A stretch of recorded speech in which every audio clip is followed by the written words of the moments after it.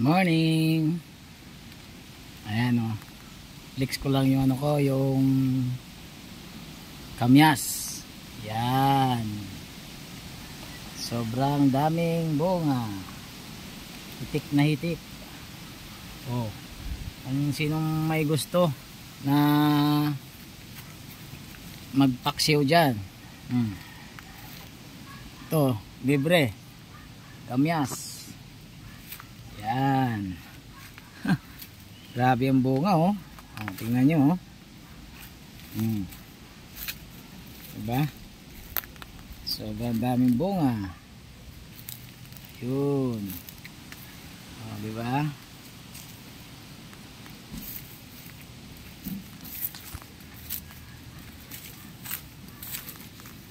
Morning. Yun. Ang aking nag-iisa na pineapple, ayan. Pangit pala itanim yung ano, yung ano niya, ito. Tawag dito. Ito pag tinanim mo, ano lang. Wala siyang ano, wala siyang anak, oh.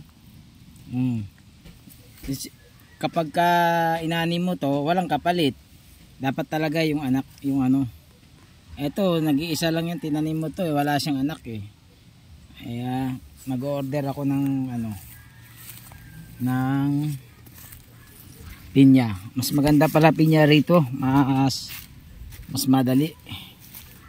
Ayan. Yung mga saging ko lalaki na rin. Yun. Malaki na ng mga saging. Diniligan ko pa to. Talagang sagana sa dilig ito. Yan. Yung papaya ko tataba kahit tag-init na. Oh. Yung dilig ko dyan talagang basang basa paikot. Yan.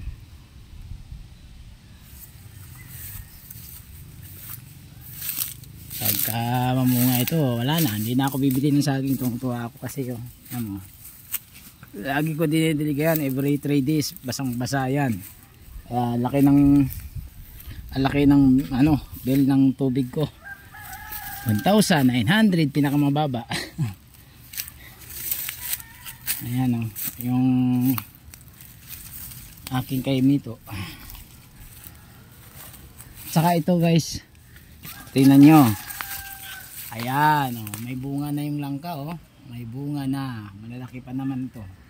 Nag-uumpisa na siya mamunga.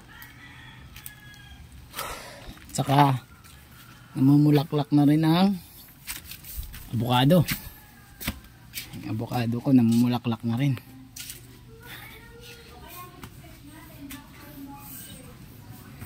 Ayan o. Avocado ko daming bulaklak o. Ayan, ganda rin yan ng ano na yan eh. Ng variety ng avocado, kulay violet na malalaki. Kala ko nga mamamatay ito dahil binubutas ng mga insekto ang puno eh. Inisprayan ko na ng mga panglason yan. Ayan. Yan lang po mga